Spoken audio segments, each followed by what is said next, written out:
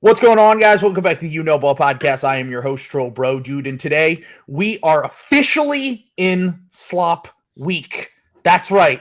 3 more days till the NBA trade deadline. We are going to be streaming all day on Thursday. We're going to be doing morning. We're going on the You Know Ball YouTube channel, and then in the afternoon, we are going to be hopping over onto Playback to watch the ESPN trade deadline special with Woj and Zach Lowe and, I don't know, maybe Wendy and Ramona Shelburne, all of our favorites.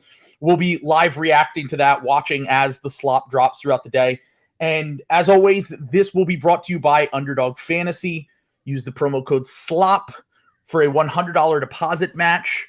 After the trade deadline, we'll be announcing who won the slop season contest. But until then, we're going to be announcing on Thursday. They actually have a special Jalen Hurts related Super Bowl pick'em. So you're going to want to sign up for Underdog if you have not already, using the promo code SLOP, so that you will be eligible for that pick'em. And it is specifically for people that are signed up for Underdog already. So do that if you have not already. You can always do their nightly fantasy draft contest as well. You can do their pick'em with your favorite player stats and win up to 20 times your money on any given night. And then, of course, for the Super Bowl as well. So, Sam, we did this yesterday. So if you missed it, we live reacted basically right after the Kyrie Irving trade officially went through on Playback, and we uploaded that audio to Patreon. So if you're a You Know Ball Patreon subscriber, you will get access to that. Sign up for the Patreon if you want to hear our instant reactions. But now that it has been over 24 hours, do you feel the same way that you felt yesterday? Yes. Same exact way. Like I still think it's I think the sword of Damocles is hanging over the Mavericks organization now. And this is, they might do okay, like they might win another playoff series now, but I still don't think they're going to make the Western Conference Finals. I still don't think they're going to make the finals. I still don't think they're going to win a championship. I would be shocked if they even came out of the West, to be honest, even still. They have no defense. They have no picks or options. They're just not paying Christian Wood, and nobody wants him, so they're not going to – and he's like their fourth best player. But they also understandably don't want to like double down on him, especially now that they have Kyrie Irving and they have a little bit more juice and pop. I guess they like could trade him, but like I just don't think they're getting a good player back for him. I think they're fucked. Like, and I really don't like that trade for them. And trade not great for the Nets, but I mean their hands were kind of tied by what happened with Kyrie. So, that is what it is. I think they did well considering those circumstances, but still sure. a brutal return. I still think that what people are most surprised by is the fact that the Mavs gave up an unprotected 29 pick, which is so far out that Luka could potentially be gone by then. I think we would mostly anticipate, unless they win a championship in the next few years, just kind of how the NBA works. You're talking 6 years from now. If a guy he would be 29, almost 30 years old at that point. I think that we can kind of come to that conclusion. Now, I said yesterday on it, I understood why the Mavs did it. I think that they did a move out of desperation, which can kind of backfire sometimes. And I think that the long history of Kyrie trades have shown us that he's one of the least reliable players that we've ever seen, in terms of you never know what you're going to get from day to day. Mm-hmm. I will say I'm a little bit higher on the Nets or the Mavs this season than you are, just because I do think that, as people have pointed out, Kyrie is usually on his best behavior in his first few months with a new organization. Like when he comes in to the Nets, when he came into the Celtics, when he got to, obviously he came into the league with the Cavs, like he has always been the first few months, at least of a new team. He can kind of, give the effort and energy and show up every day. And maybe that's all they need. Maybe this is just lightning in a bottle, and they can, because there isn't many duos better than Luka in terms of talent than Luka and Kyrie. That is just automatically one of the best duos in the NBA from an offensive talent standpoint. The more I thought about the trade after we recorded yesterday, the more I was concerned with some of the stuff that I maybe overlooked.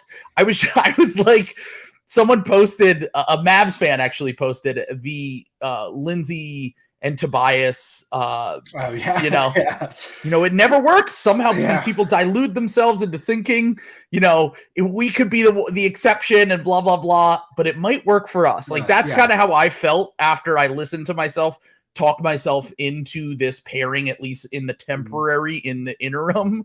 Yeah. But I will say I'm definitely concerned. The more I thought about the defensive issues, I was very concerned because I've always thought Dorian Finney-Smith was a pretty good defender, but I guess I didn't realize how good of a defender he was and how important it is to have strong wing defenders, especially in the Western Conference. I think that it's not quite as important as it was a few years ago because you're probably not going to go through LeBron and the Lakers, and you're probably not, and the Clippers are significantly diminished from what they were before. And honestly, Luka has proven that he is not really afraid of the Clippers in any capacity. He's taken them to 7 twice, I believe, maybe 6 the first time.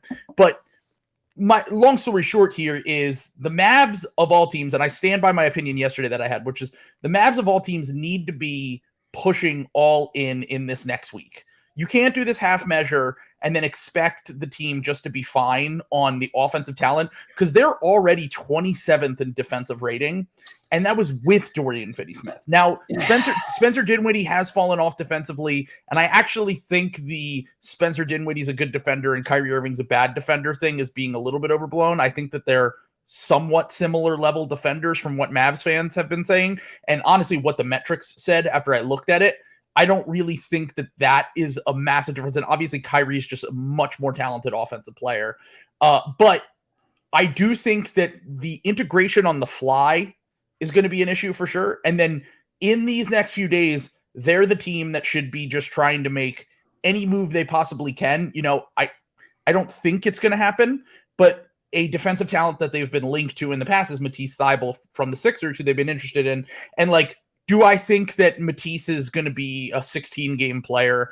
I've had my questions about that. Obviously, I think he's more of a spot minute player in the playoffs, but just to have anyone on the wing who can capably defend and maybe boost that defensive rating and help Kyrie and Luka and their defensive deficiencies could be helpful with them losing Dorian Finney-Smith because and the Sixers, from what it sounds like, it does sound like the Sixers are going to move on from him at this deadline.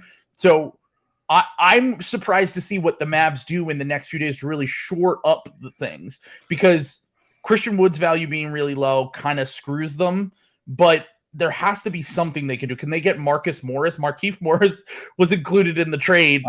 Could they trade? Because Christian Wood, apparently the Clippers are interested. Can they get him? Can they even get a Robert Covington? They need someone that can provide some defensive wing, obviously not going to be quite the on-ball defender that Dorian Finney-Smith is, but the off-ball stuff that he provided, Thybulle and Covington could bring some of that. So I'm interested to see what they do in the next few days. I actually kind of like that. I hadn't thought of that. That's a good one. Matisse to the Mavericks because they actually do have hypothetical spacing. I mean, practically how good of a shooter is Tim Hardaway Jr. and Reggie Bullock's had a down year and stuff. But Matisse with Kyrie, the gravity of Kyrie and Luka being kind of centralized away from the basket versus all these years in Philly with Embiid on the low block, Ben down there, it does make a lot more sense for him just in terms of, because I think besides defense and kind of free safety defense, especially is what Matisse is best at. His other NBA skill is cutting. Yeah. That's pretty much all he can do. Yeah. But that's all you really need. Sure. I kind of like that for the Mavs as a buy low thing. Maybe they flip Christian Wood for some seconds and then they flip that to you guys for Matisse. And then you guys can use that to go get Dorian Finney-Smith. No, he's definitely worth at least a first or two. I think the guys that they will be looking at, the Sixers specifically, and I think that a lot of people have brought this up over the last few days. Yeah. The main guy that I've kind of fallen in love with over the last week or two, and I'm glad to see that he was on their target list, was Jared Vanderbilt. And Jared Vanderbilt is the kind of, honestly, a guy who would really help the Mavs too. There are, he would help a lot of teams. My Boston Celtics also connected 100%. Vanderbilt. Yep. The Golden State Warriors. There are plenty of teams that Jared Vanderbilt would just fit perfectly on and would be an energy bench guy who is an athlete that can play the 4 or the 5. He can switch on defense. He's really going to help your rebounding issues like the Sixers have. I know he would probably help the Nets if they didn't have a large Ben Simmons size problem on their team right now. Yeah. Which, I think that there's probably too many similarities between those two to really kind of make that work, and the clunkiness with Claxton, and they have too many front court players now. But long story short here is, like, I do think there are gettable real upgrades you can make at this deadline with defensive guys. Josh Hart, he's not the greatest defender in the world, but he's a capable defender, good rebounder. Great rebounder. Like, incredible rebounder. Probably the best guard rebounder. Yes. Yeah. Guard rebounder in the NBA. So there are guys that are gettable. Okay, so the trade went through, and we've heard a lot of shit that has happened over the past 24 hours. Mm-hmm. I want to talk about two different things. One was, this idea that they wanted to expand the trade to include the Raptors. And one of the things we talked about on the stream yesterday was they can try to wait as long as possible, so they can maybe send guys up there and try to get Fred VanVleet. Or I think we were thinking more like Fred VanVleet, Gary Trent Jr., maybe OG Anunoby, but Pascal Siakam's name came up as well, which was kind of surprising to me, to be honest. Yeah, I didn't get that. I don't think anybody involved had the assets to get him. So this was my thing, and we'll talk about like Pascal destinations in a little bit, but just specifically with the Nets, the Raptors have, as Zach Lowe pointed out, and as other people have pointed out, the Raptors really like Nick Claxton, and they tried to trade for him a year ago. The Nets turned it down. They offered the first round pick that they ended up sending for Thad Young, that we always make fun of them for. God, what a very big drop off. Obviously, I was gonna say what a brutal swing there. Yeah. So the Nets turned that deal down, but it is clear that they value Claxton. Now, they've liked Ben Simmons in the past, but Ben Simmons' trade value is so low just to get off that contract. I think you would have to, like, if the Spurs, as we've talked about, take on a Ben Simmons, you might be able to trade one first round pick and just trade him into cap space and then get back basically just whatever Zach Collins and Josh Richardson or whatever that you just rotation-ish guys that you could kind of throw into your rotation. But a team like Toronto, I think they would say, well, we need 2 picks just to take on the Ben Simmons deal. And then at that point, the Nets don't have enough first-round picks to make that kind of trade work. So no. I think it would be something, if it were the Nets, if the Nets were to get involved, which actually what I was saying was, I don't really see why there's this big rush for the Raptors and the Nets to come to a deal, because, the thing is, obviously they have Dorian Finney-Smith and they have Spencer Dinwiddie now. Their salaries cannot be aggregated with other salaries now that the trade has been officially made, but they still can be individually traded to other teams. So they could just take Spencer Dinwiddie and a first-round pick, let's say, and trade it for Fred VanVleet, or maybe 2 first-round picks or whatever it is.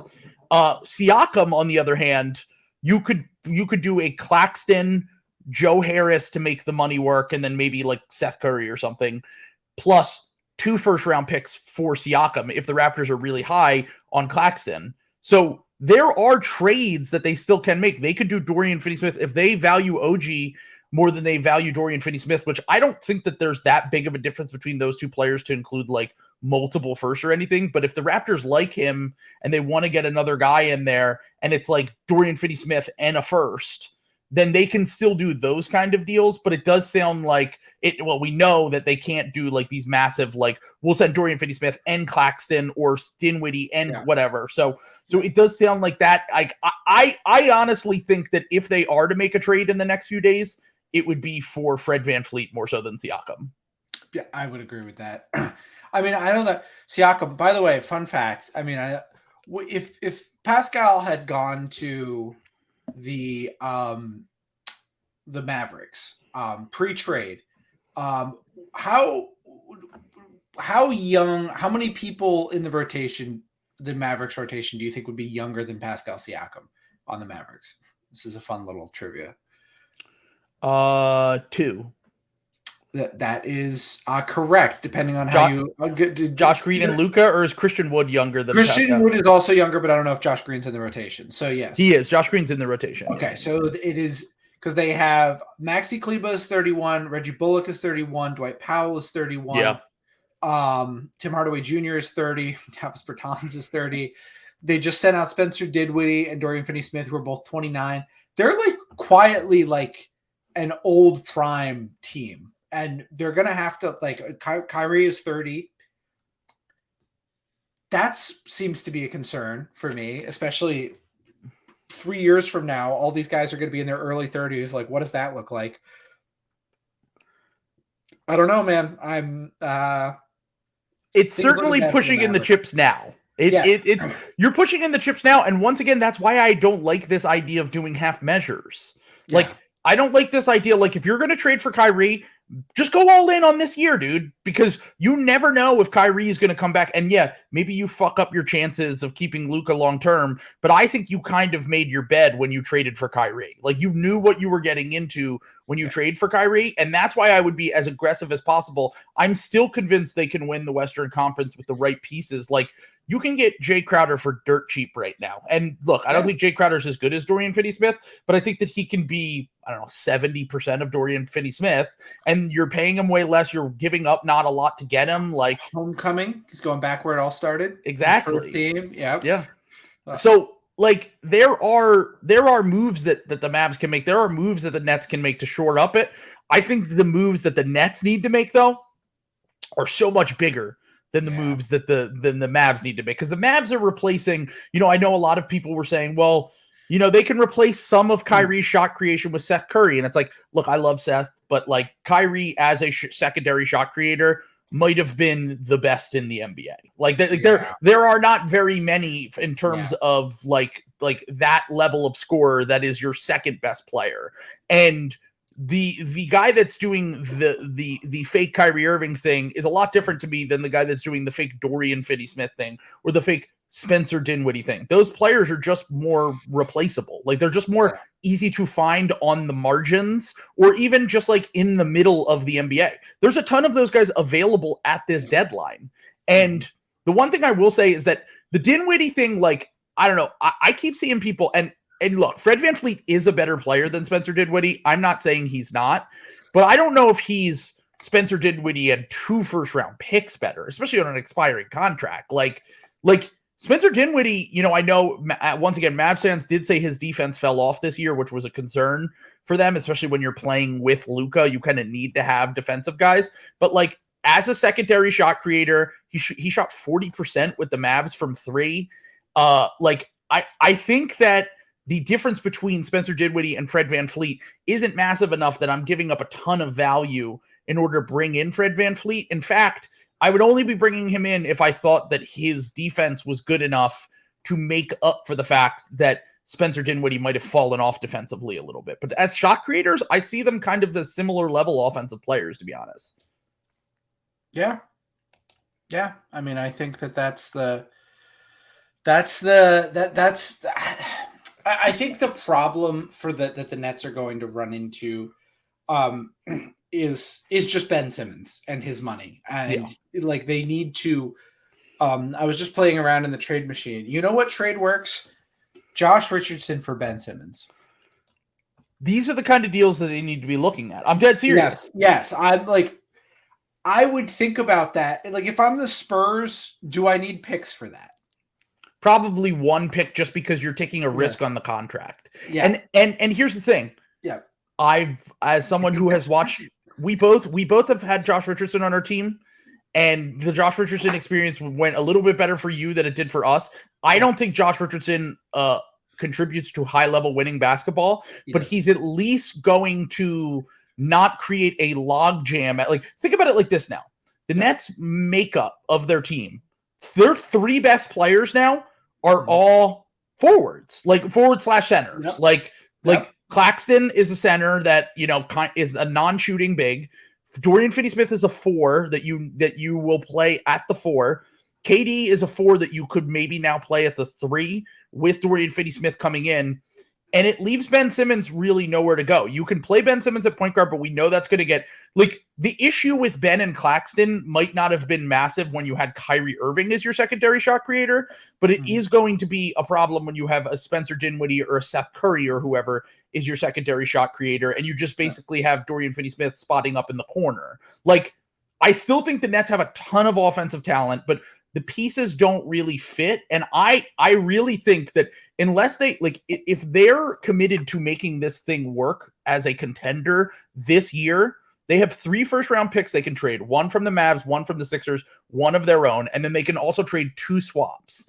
Mm-hmm. If they can move those are the kind of things that they need to be looking at over the next few days, of just moving all of those to get either a Siakam or maybe a Fred VanVleet, but I don't know if that's quite enough.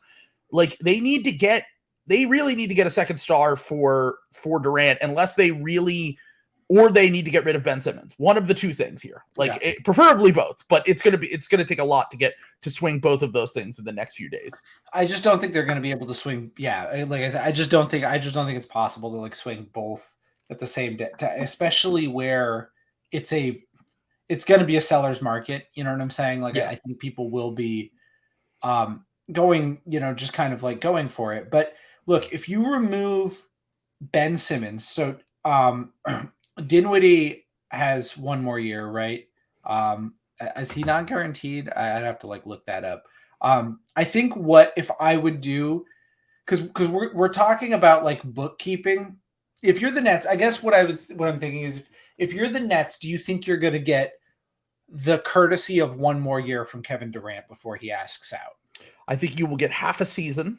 Okay. I think that he is not going to force a trade now, because he knows that it's just going to be way too much, way too quick. And if anything, it might cause the team that he's getting traded to maybe overpay. Exactly. Just because they won't have time to think on it, sit on it, whatever. And then the team that he goes to might be completely decimated.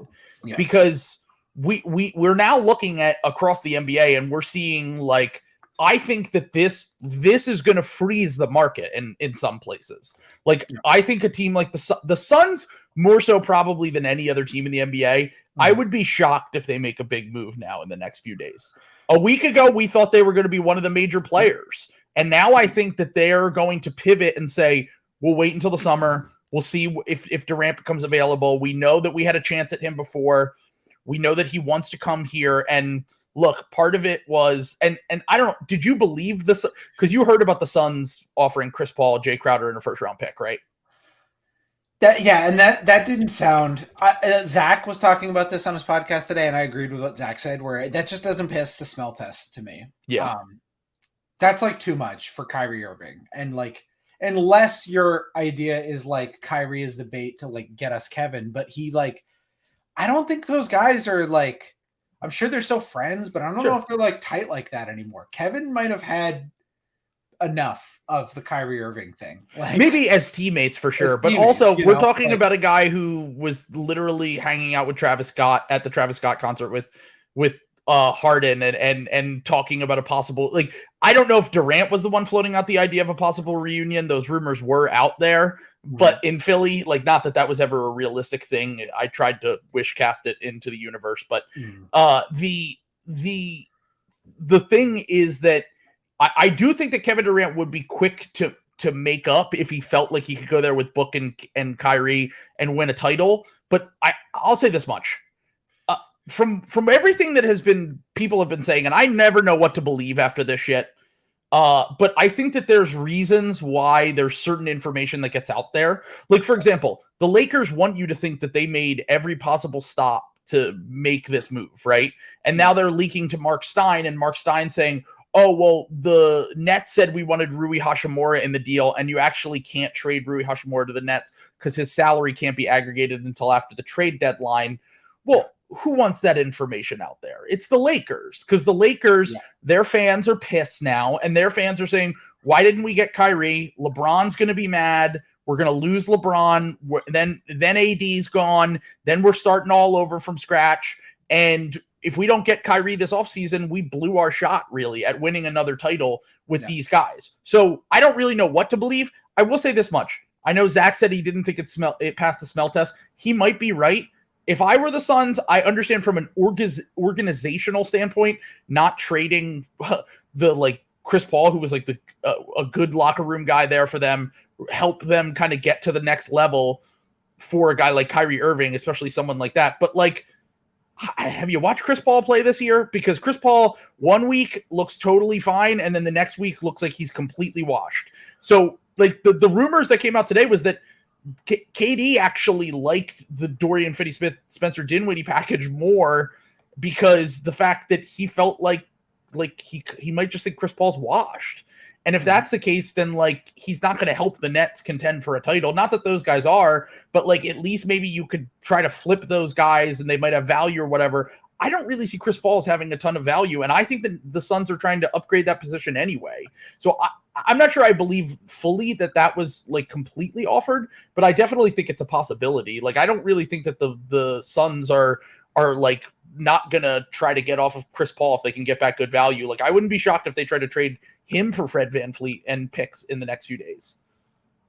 Yeah. I mean, I think that I think what I was telling you before we kind of like came on the podcast here that like, because you brought up a good point. Like, I think that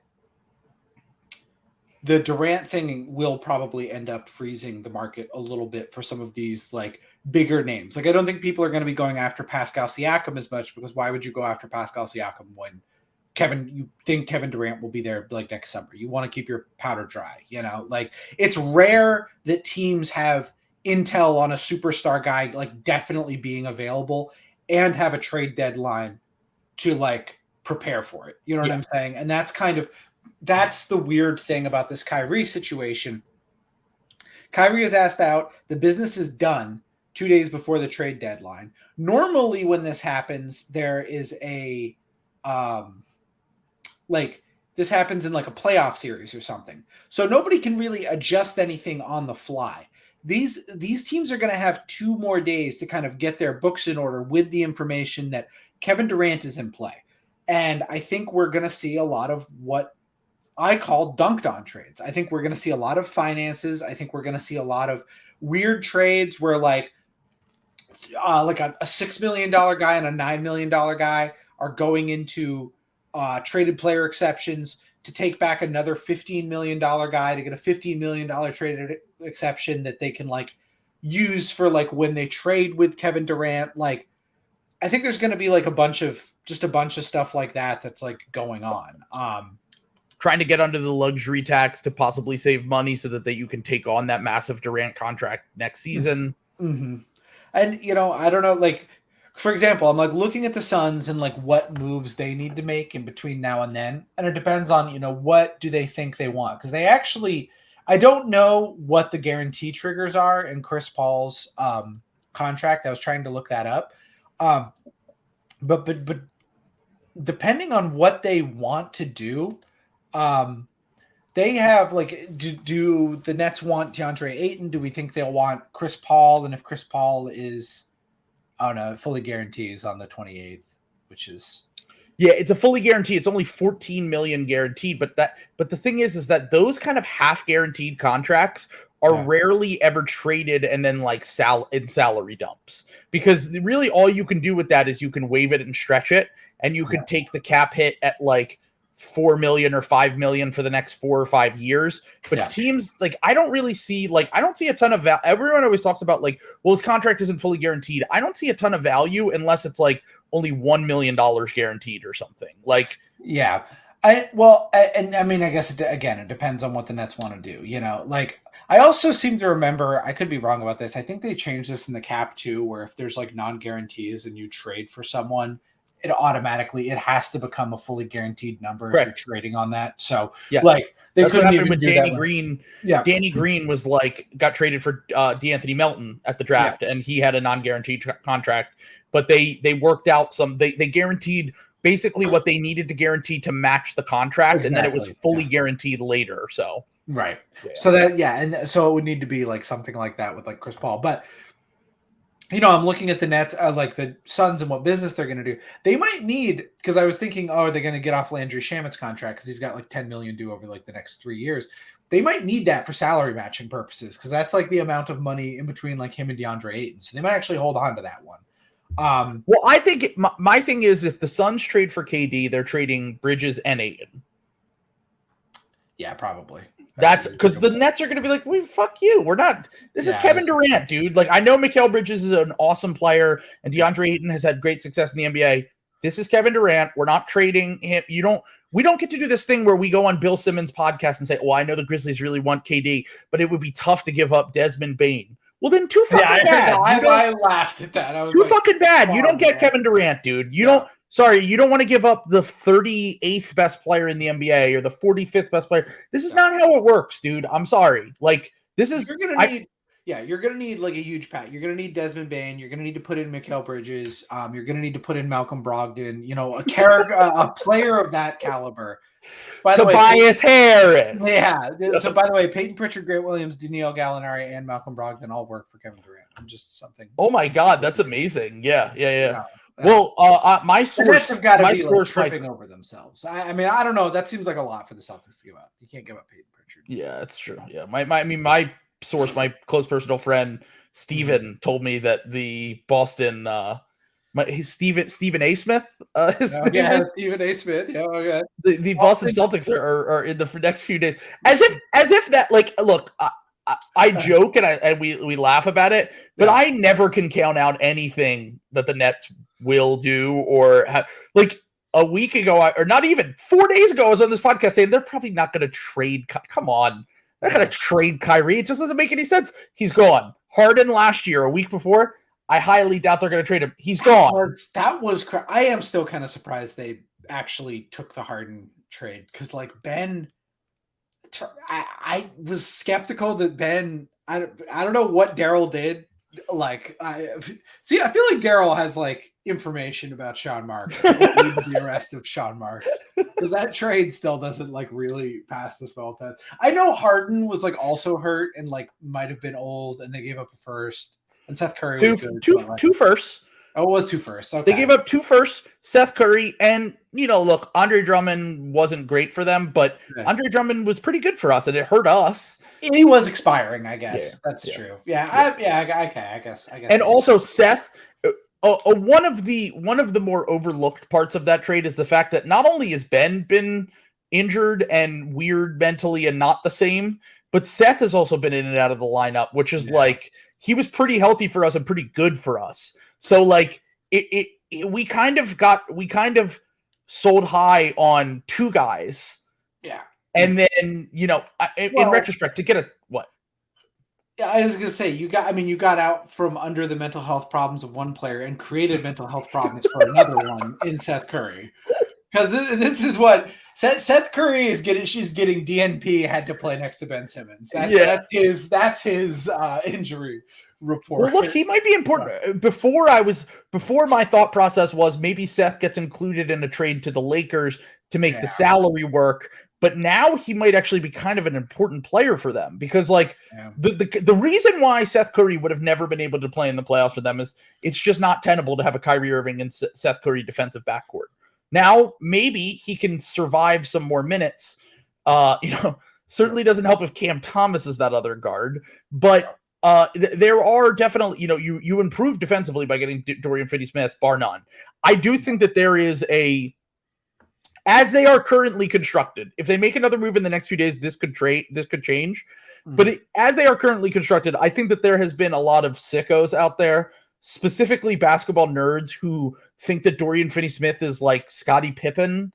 Like, he's been the guy the last year, and by the way, I would love to have Dorian Finney-Smith with the Sixers. This is nothing personal against him. He would be a fantastic fit for what we need on our team.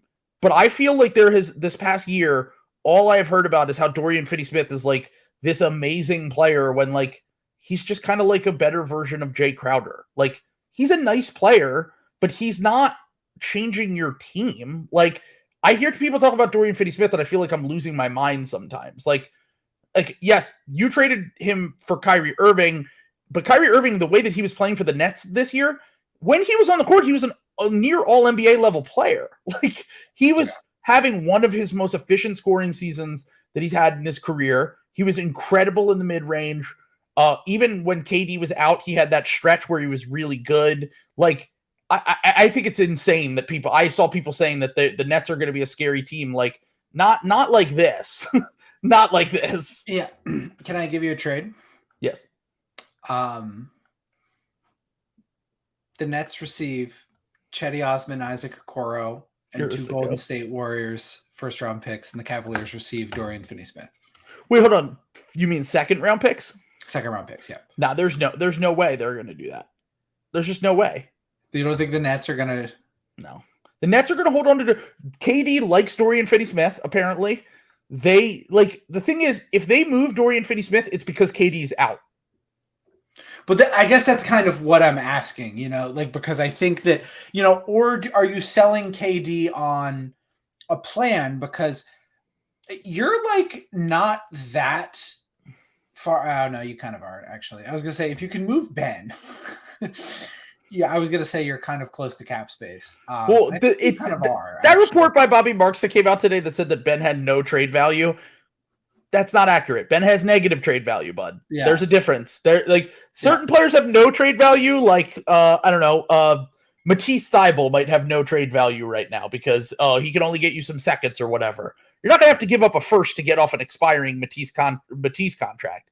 With 2.5 years and $80 million left on that, you're going to have to give up stuff to get off the Ben contract, which is what complicates all of this for the Nets. And the reason why I actually think that, I love the KD and role players thing. If they could, if they had the normal version of Ben, the old version of Ben Simmons, I might be able to talk myself into this because Claxton's been good enough to be the second best guy this year. But there's just too many overlapping skill sets, too many issues. Their goal in the next few days needs to be either move Ben Simmons, get in a second star somehow. Either using Claxton or I don't know what it is. I'm not in the Bill mindset that they could get Beal or Levine or whatever. I just don't think those teams, what have the Wizards and the Bulls ever shown us that they're going to sell at this deadline? It's been the complete opposite that we've been hearing from those camps forever. So I don't think those kind of guys are going to be available. I also didn't think that Kyrie Irving was going to be available a week ago, but you never know with Kyrie. I think it's a little bit of a different circumstance. The Siakam news was the most surprising to me, and I do think that there are some teams that Siakam could really help. I think Siakam would have been great for the Suns before they thought they could have got Kevin Durant. I was going to say, yeah. Yeah. He would have been great for the Mavs, like you said. Yeah. We always make this joke, and this is why the Raptors are finding this out, that the power forward is the most common position in the NBA. If you're a power forward, that inherently hurts your trade value just because most teams have power forwards. But there are some teams that don't have power forwards, honestly, I don't know how much he would fuck up their mojo, but the Grizzlies could make something like that and move and have some small ball lineups. Can we talk about the small bean drafting team real quick? Yeah. Because we talked about how, you wouldn't want to give up Bane. Okay, whatever. There was an article in the Ringer earlier about does the drafting, does a team that's trying to do the homegrown thing try to pivot now because they've lost a bunch of games since Steven Adams got hurt? Their vibes are really bad right now. Yeah. I see them more as an OG team than I see them as a Siakam team. Yeah. But they have all their own picks. Mm-hmm. They have an extra first. They have the salary if they wanted to make it work. They could trade Dillon Brooks and then I think Danny Green. I think they could do Dillon Brooks, Danny Green, and then picks and swaps. You might need a little bit more to match Siakam, but they could definitely make it work. And that's a team that I would be very interested to see go after Siakam. But I wonder if this experience without Steven Adams has been damn, maybe Steven Adams is more important to our team than we thought he was. And maybe we should just wait it out. The big thing with them is I don't think any of their young guys outside of the core group who they don't seem to want to move on from have any trade value. Zaire Williams just got sent back down to the G League, dude. Yeah. He's in the G League. Laravia's in the G League. Roddy's not in the rotation. And when he is, it's been not great. I just don't think that they're going to be major players at this deadline because I think that all of their guys have super low value. They do have picks, but as we've said before, they covet their picks more than any team in the NBA. And if they think they have a shot at Kevin Durant, they're not going to make a move. I think it's more nefarious than that. I do the Grizzlies kayfabe thing a lot, but this is also what gets you like fired in the NBA is like spending your ammo and it doesn't work. The Grizzlies aren't in a position, even like right now, like if they can stand pat at this deadline, they can like fuck up, like they could lose in the first round. It would be bad, but no one would get fired. You know what I'm of course saying? not. Like, yeah. So but you know what would get you fired is trading for OG Anunoby, sending out a bunch of your picks for like, you know, Pascal Siakam or something, and then you lose in the first round. Yeah. Then you might get fired. Like, so it's a self-preservation thing because it's like, you can always say these guys are going to grow into it, you know, something is going to happen. But the reason why I've been so down on the Grizzlies, because I see them making the same mistake the Celtics made when they were building their team. When Danny Ainge hoarded all these picks, he had all these guys. There's two huge problems with this. One, you can't play your guys and they don't get better in like real NBA games, like when you're trying to win at the same time. Like I think Romeo Langford was a pretty good player, but he just couldn't play because like they needed to win and they weren't good enough. He couldn't get reps. And, you know, he just ended up bad as a result of this. Like, I don't think David Roddy, Jake LaRavia, even John Conchar, I don't think these guys are going to be like ready for the playoffs.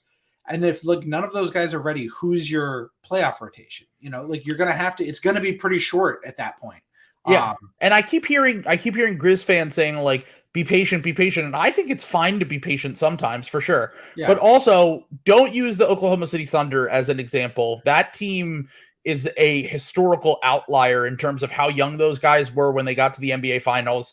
And then they went on to have 3 MVPs. Now, Ja and JJJ are awesome players. Ja's the only player that has a shot to be an MVP level player from that group. And Bane is a nice player. And I like Bane coming out of the draft, but he's already like 24 years old, dude. Like he's topping out as a lower end all-star, like a really good player, a useful, valuable player.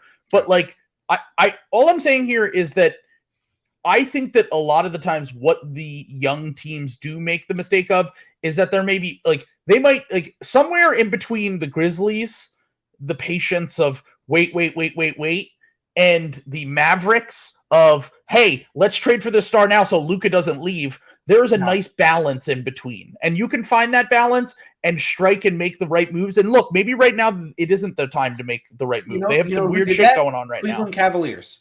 The Cleveland Cavaliers nailed that. Yeah, they did. Yeah, like they saw a guy become available that fit with what they wanted to do. They paid a price.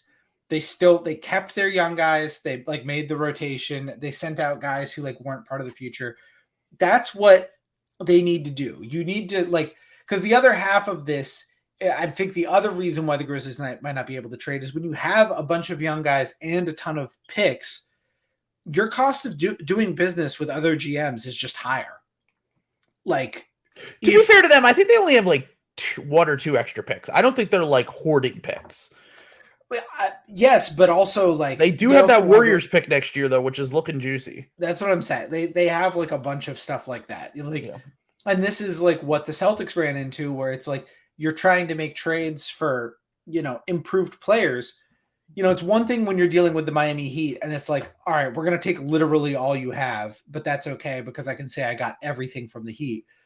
But the Grizzlies aren't going to be able to like quibble over that because like they have so much they can out besides the Pelicans. Same thing with the Pelicans. Pelicans are in the same situation where like you can't put everything in the trade.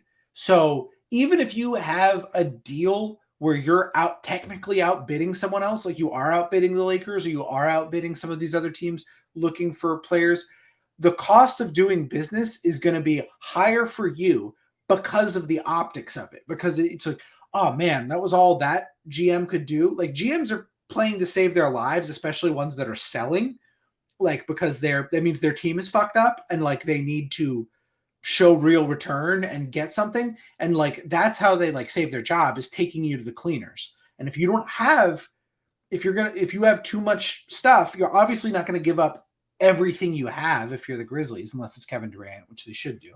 But if you're going to do that for Siakam. So this is why I think that's the other thing that they're up against is I think they're being overly precious about their players, but I also wouldn't be surprised if the Pelicans and the Grizzlies both are like being asked way crazier returns than like any of the other teams are being asked. Well, I will say, I think the Pelican situation is a little bit different as Kevin O'Connor brought up on a podcast recently. He was like, yeah, they have like 15 picks. Like they literally could just be like, here's 3 first-round picks, and it's nothing to them. The Grizzlies only have like 1 or 2 extra picks. Like it's not like they probably have that one big swing move in them, and that might be it.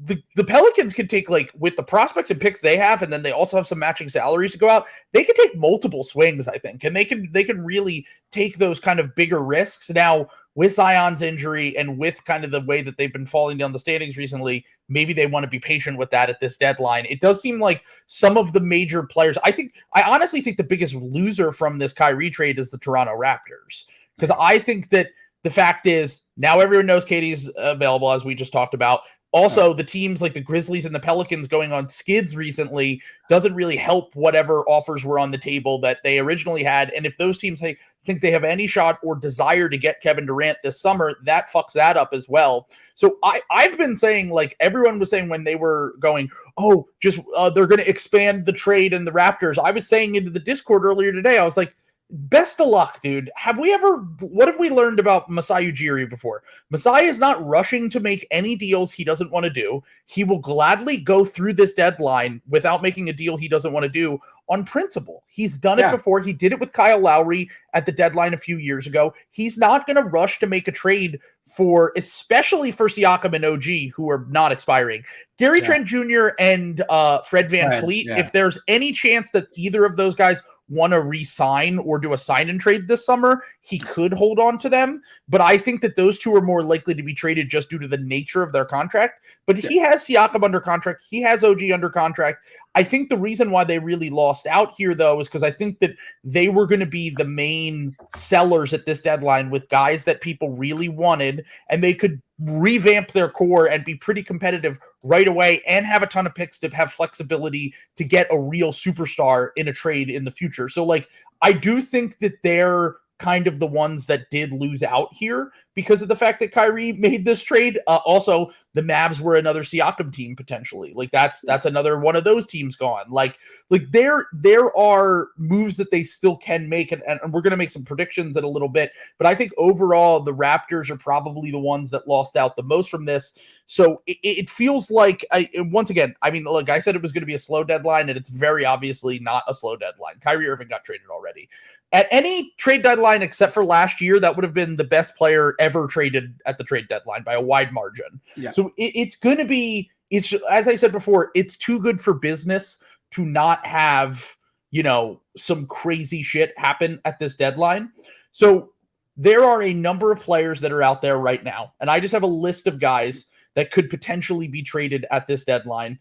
And I have basically all different kinds of shit in terms of where those players could be traded. So I just have a few guesses on guys, and I want to run down some of those guys right now. So do you have anyone specifically? Like, I guess I should ask you, do you have a gut feeling? It could be a small trade, like you said, a dunked on type trade. It could be like a very basic thing. Like you just have a gut feeling, or just like you're reading the tea leaves and you think that there is a guy that could end up somewhere at this deadline. Cause I have a few. I have a couple. I think that the two keys to this offseason are because of, like I said, I think we're seeing KD's possible availability is going to turn this into a dunked on type trade deadline a little bit. I think that the two teams most equipped to help teams reposition themselves and kind of line up their rosters and everything, I think, are the Utah Jazz and the San Antonio Spurs. Yeah. Especially because the Jazz have 2 $9 million traded player exceptions. So in a trade with the Jazz, you would be like sending out money and sending you would be sending guys out and taking back a guy. If you're the Jazz, you can compound your traded player exceptions. Like if, for example, let's say you want to get like Malik Beasley or something like that, and you send 2 $9 million guys to the Jazz.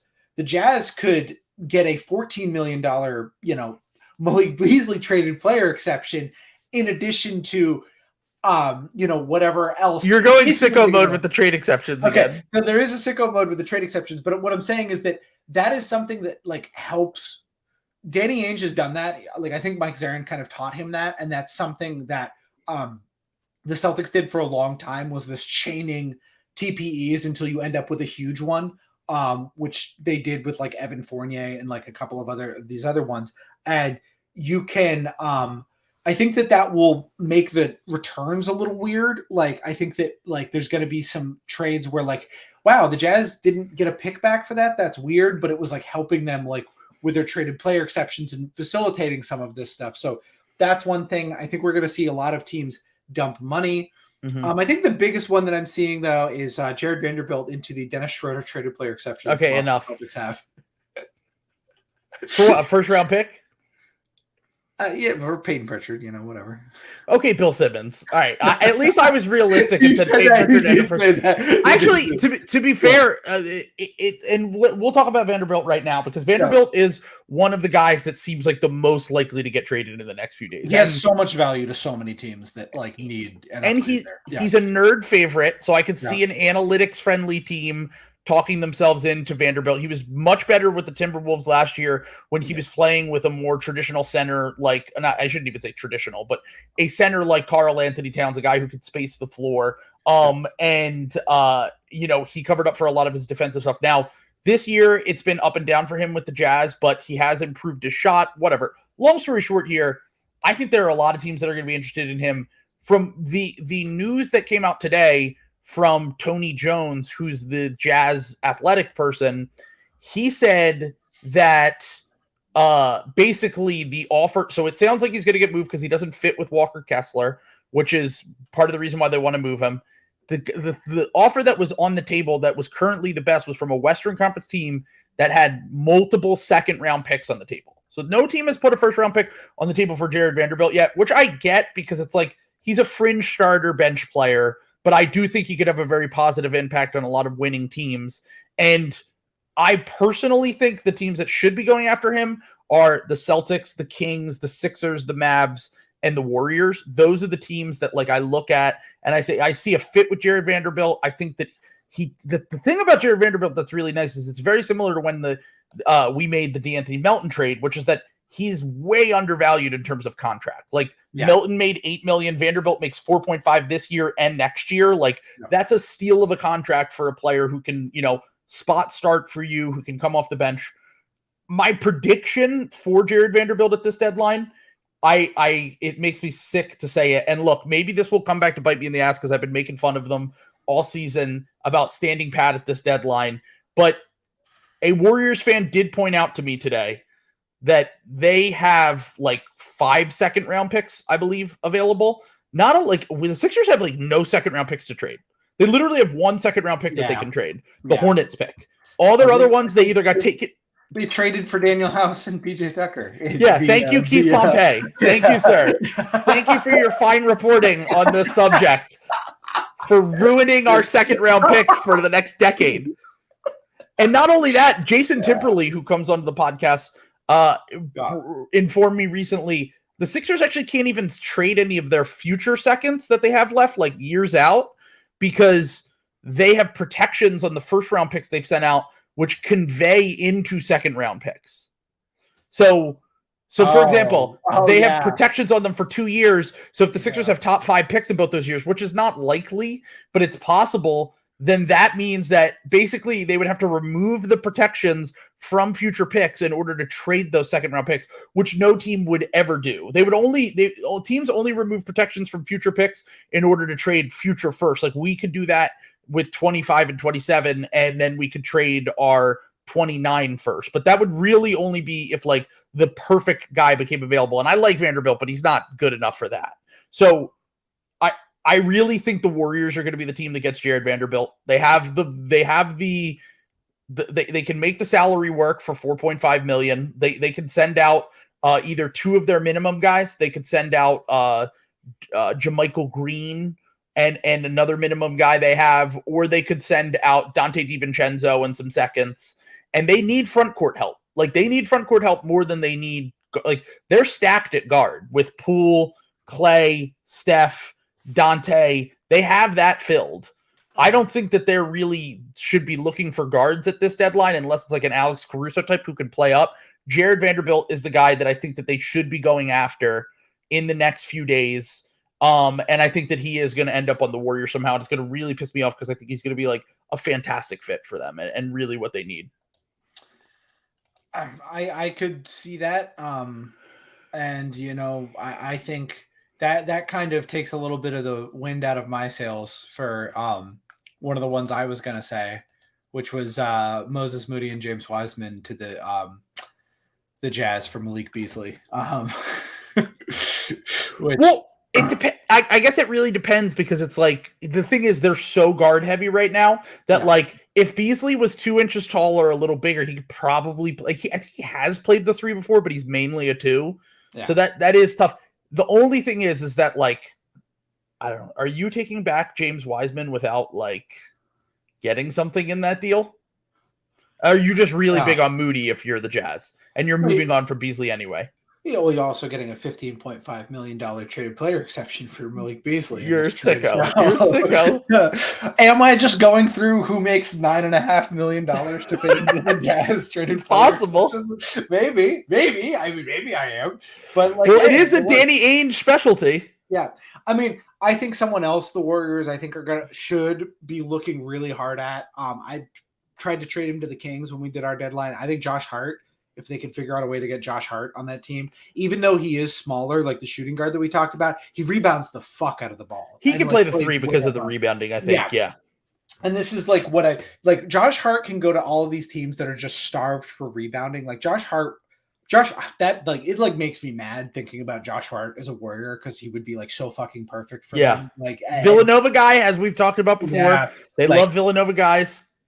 I really watching Marcus Smart guards that like can fucking rebound the ball are like quietly like a really value. It doesn't seem like it would be that valuable, but it like really can help your gang rebounding quite a bit. And like, it like can really create like some extra possessions. And especially where the Warriors are so reliant on small ball, like, and it looks like they're going to have to tough out another Steph injury. Like, so they need all the help they can get to kind of keep the season afloat. Like, it's why Gary Payton and Otto Porter were so good for them last year. Both good rebounders positionally. So that was huge for them. So Josh Hart Josh Hart to the Warriors would be a really good fit. I'll say my Josh Hart team then. Yeah. And this is another one that's going to make me physically ill. And I don't know if they can get there contract wise, but they are trying to move. Look, they're trying to move Kyle Lowry and Duncan Robinson. We all know that is not going to get them back positive value, but they do have 2 first-round picks. So maybe they use one of the picks to get off the Duncan Robinson contract or the Kyle Lowry contract, and then they're getting backdrop. I don't know how the trade would necessarily work, but my prediction is that they end up with Josh Hart because I just think that Zach Lowe's hinted at it before. I'm reading the tea leaves a little bit there. I think that they would be willing to pay him after the season, and I think that he's kind of a perfect rat mode player, like a really just like kind of like hustle, like rebound, defense. Did you say the team until you said rat mode? I was like waiting for the team. The Miami Heat. Yeah, I said Lowry and Robinson. Okay. Okay, all right. Yeah, you blacked out when I started talking about that. I blacked out. I didn't want to hear it. Yeah. I like Josh Hart a lot. I think Josh Hart's a really good player. And him being on the Heat makes me mad. I don't want to. Well, the fact that he's already turning down wide open threes means that he might actually be a Sixer at heart. He does fit beautifully with the Sixers and their ideas. I mean, what I'm deciding, like, I'm not ready for the Celtics to be like a finished product, I guess is like what I'm learning, because I'm still in like, I'm like Bane, where it was like, I was born in the darkness. I was born in the cap holes. I like getting, I'm telling you as someone who is a Sixers fan and went through the process and everything, there are still guys that I'm like, we could fix him. Did you see Streaker's tweet earlier about when he said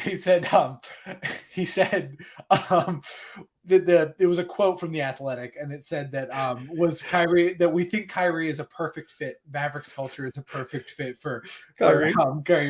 And he had the tweet of the Onion article, "I can fix him, says woman who's worse."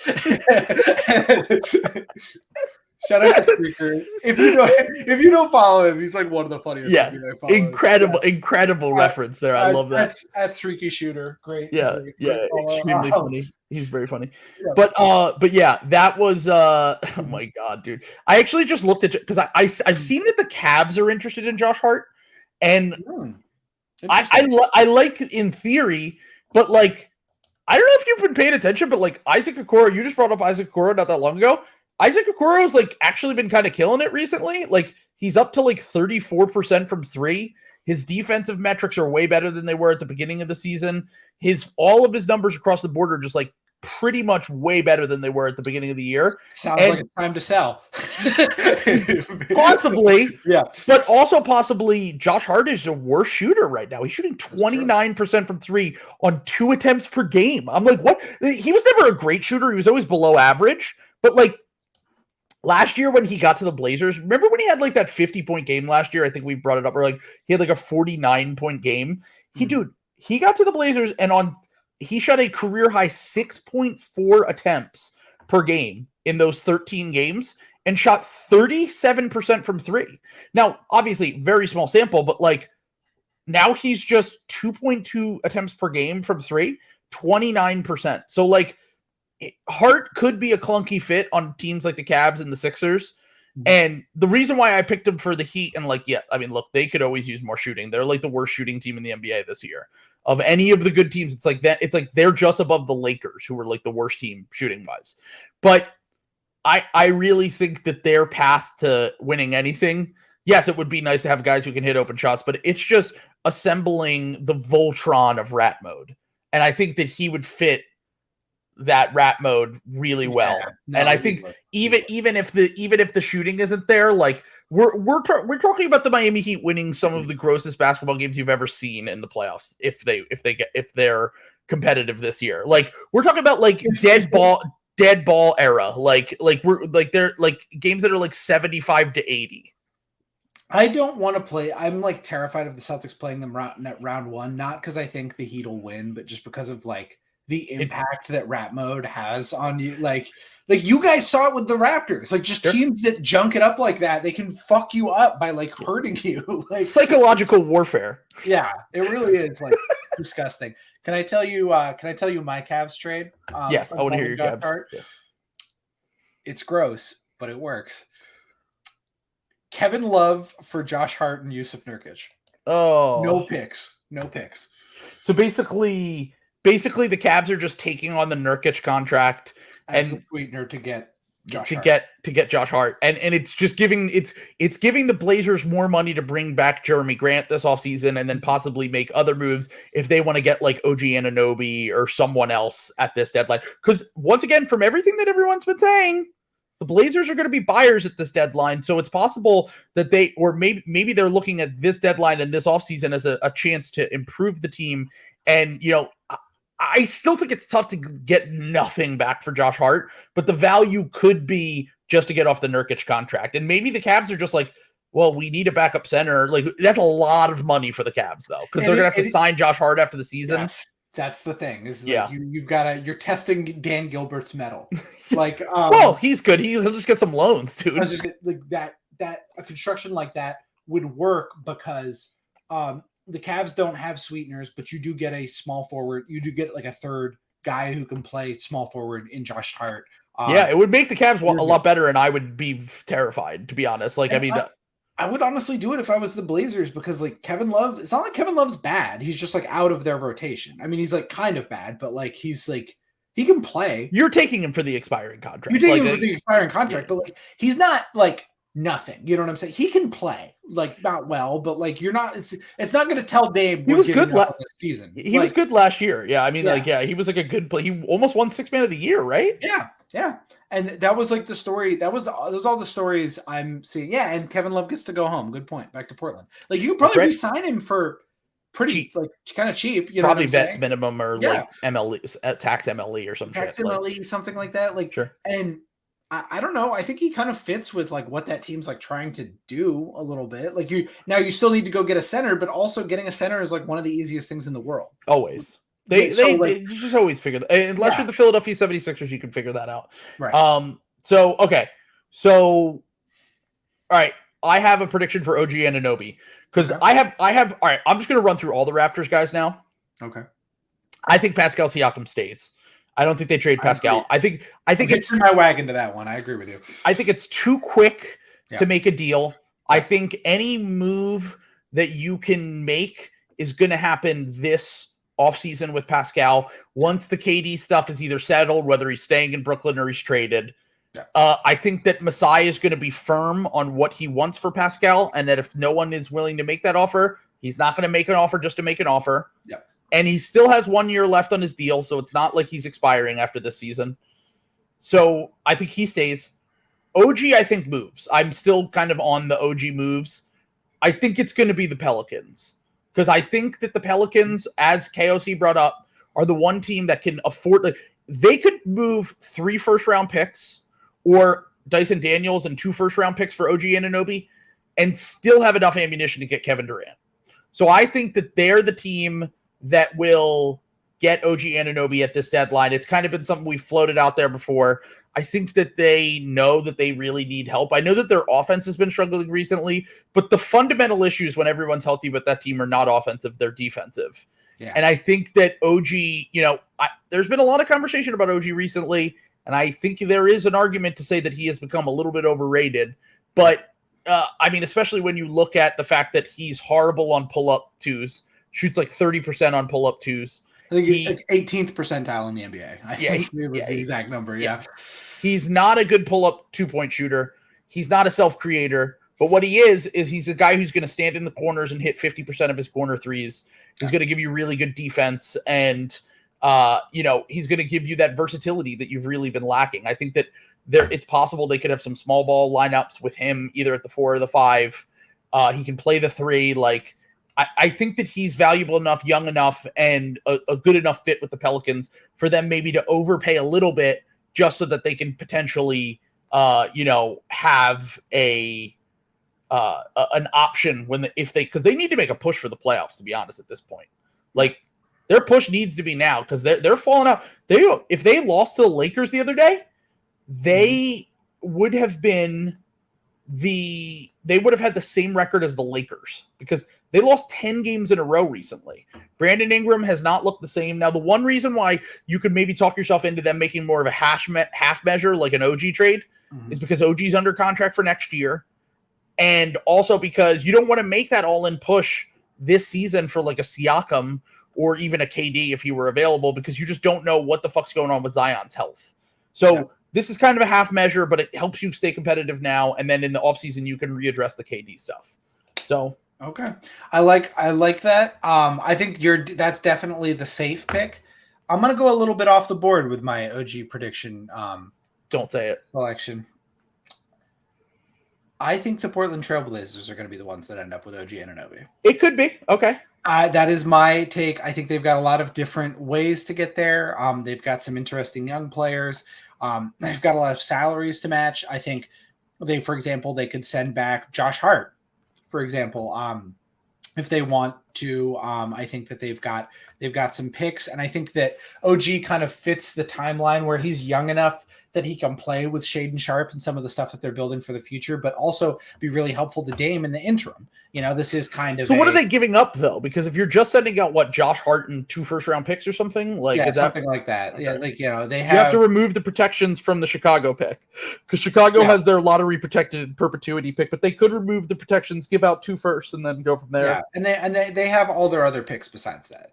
So they've got an Atlanta second. They've got like a Minnesota second. Like they're not like asset poor. Now they probably want to save some of this stuff. I don't know if you remember way back in the day. I forget who was on Low Post podcast, but they said that Dame was talking about KD.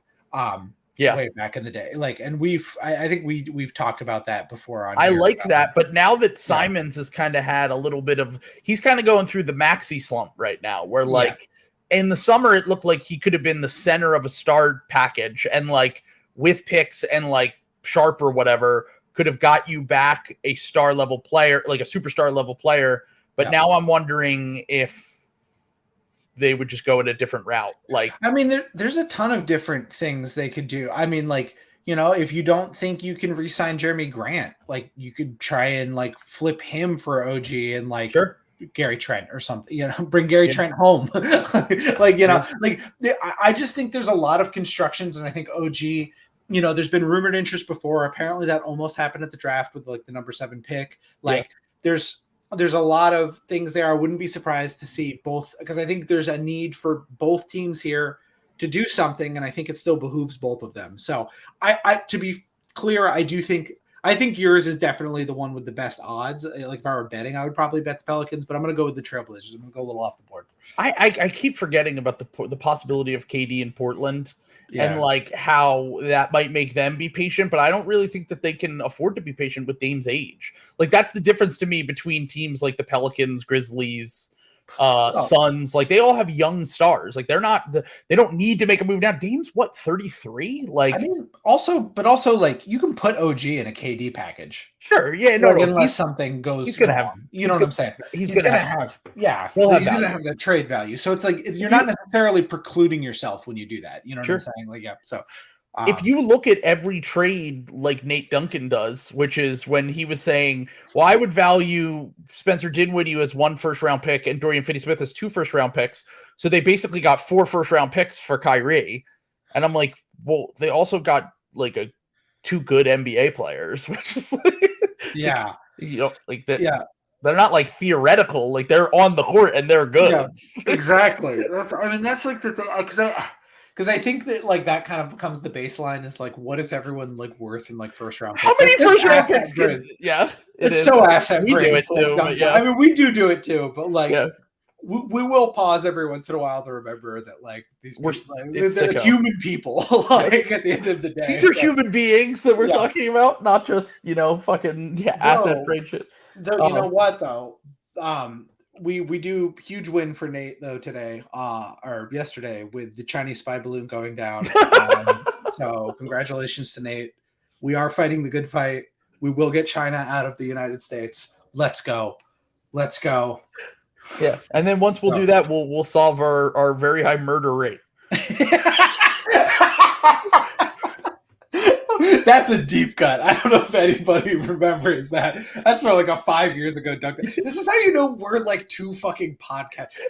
Everyone gives a shit for like always being like podcasts about podcasts. And it's like, yeah, because we're like, this is what we fucking did. We listened to every NBA podcast for fucking 10 years. It's all in my brain forever.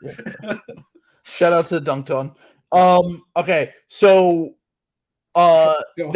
the joke I was thinking of today when I saw that they announced that on Zach's podcast, they announced Windhorst as Brian Windhorst of the Hoop Collective instead of like ESPN's Brian Windhorst.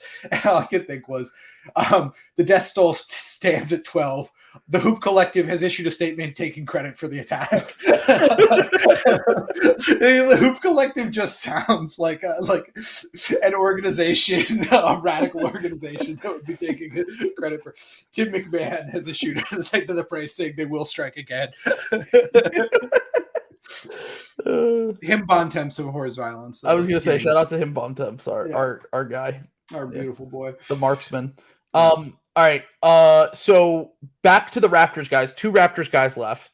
Fred VanVleet, I think he stays. I know that there's been a lot of rumors. Spicy. I think he stays because the one team I had is like that could really make a push for him is the Suns.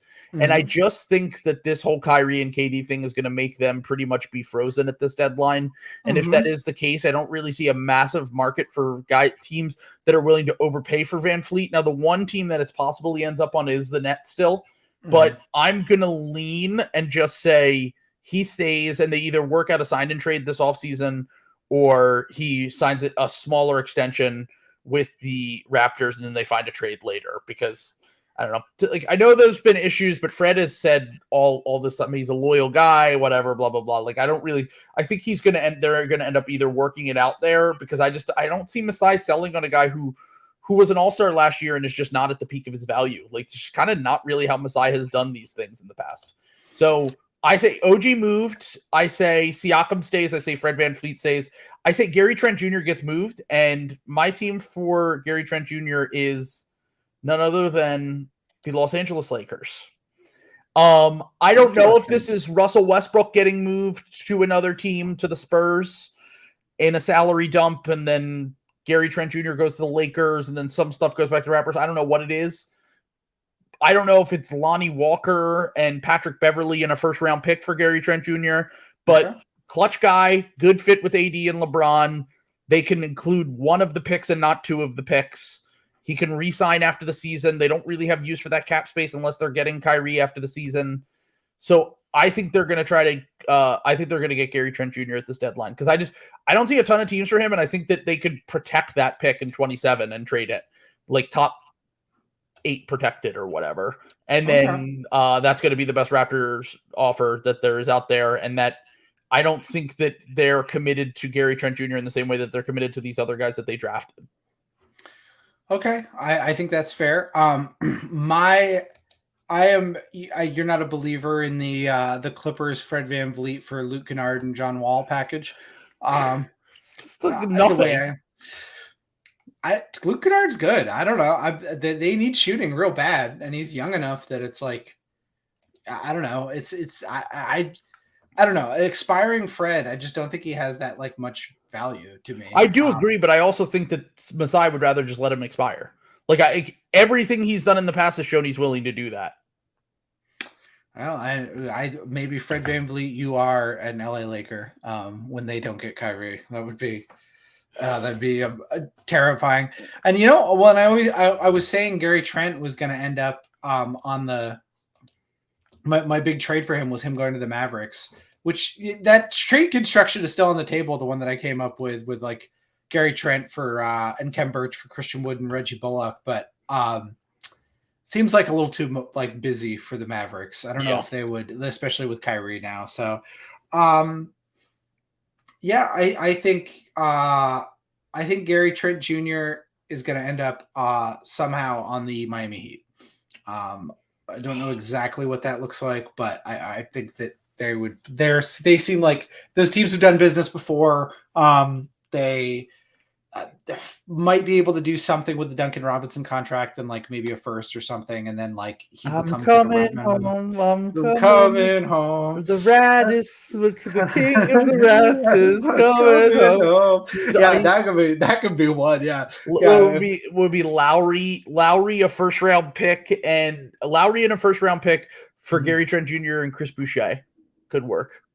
Oh my God, you know what? Chris Boucher, I feel like in a rap mode scenario, he would thrive. He's not really a rap mode guy, but just because he's such like a blocks. You know what I'm saying? He's like one of those weird guys who's got gang like rebounder block like he could like I could see Spoelstra. God, Spoelstra's such a demon. He's such a good coach, man. Like he's like one of like 2 coaches that like actually matters in the NBA. I was gonna say I still fear a Heat matchup just because of him and because he's going up against Doc.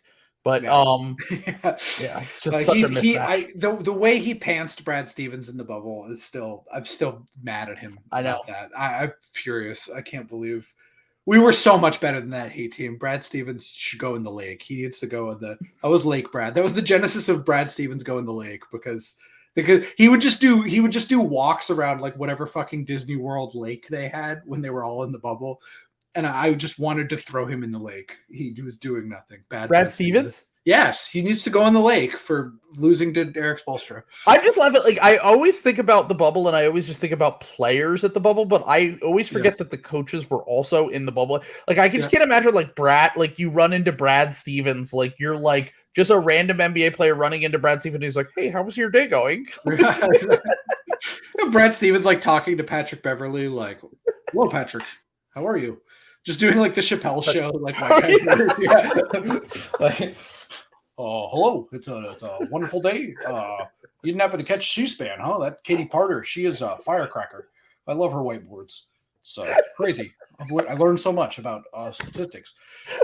Pete Buttigieg, I think he could go all the way. And I'm not just saying that because he looks like me.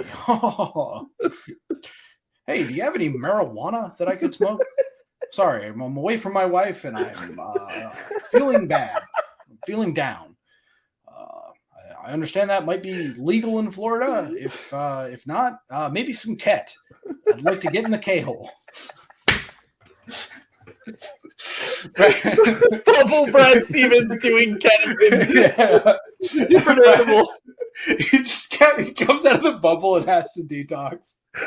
And he's like telling his wife, that Goofy sure was scary. Shaking because of how scary it was being in there with all the animatronics. And she's like, hey, do you know where all our bathroom cleaner is gone? Also, the bathroom smells weird. It's real weird.